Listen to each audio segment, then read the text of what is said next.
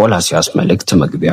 ይህ መልእክት የተጻፈው በታናሽቱ እስያ ከኤፌሶን በስተ ምስራቅ በምትገኘው በቆላስይስ ከተማ ላለች ቤተክርስቲያን ነው።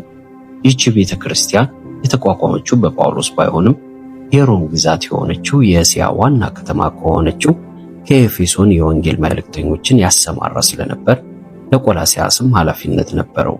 በቆላስይስ ቤተክርስቲያን እግዚአብሔርን ለማወቅና የተሟላ መዳን ለማግኘት እያንዳንዱ ሰው ለመንፈሳዊ ኃይሎችና ስልጣኖች መስገድ አለበት የሚሉ ሐሰተኞች መምህራን መኖራቸውን ጳውሎስ ሰምቶ ነበር። እነዚህ መምህራን የሚሉት ሌላ ነገር እያንዳንዱ ሰው እንደ ግዝረት ላሉ ስርዓቶች መገዛትና የምግብና የሌሎችም ደንቦች መጠበቅ አለበት የሚሉ ነበር። ጳውሎስ ይህን መልእክት የጻፈው እውነተኛውን የክርስትና መልእክት በማቅረብ የእነርሱን ሐሰተኛ ትምህርት ለመቃወም ነበር።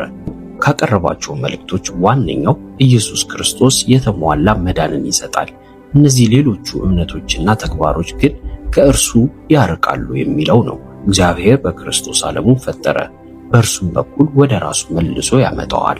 ዓለም የመዳን ተስፋ የሚኖረው ክርስቶስን ከልቡ በማመን ብቻ ነው።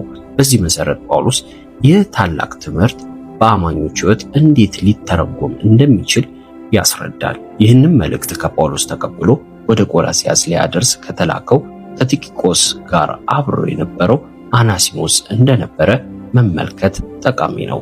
ጳውሎስ ስለዚህ አናሲሞስ ስለተባለው ባሪያ አንስቶ ለፊልሞና ሌላ መልእክት ጽፏል።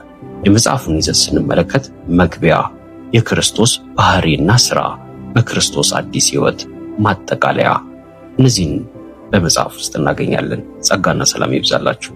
ተባረኩ።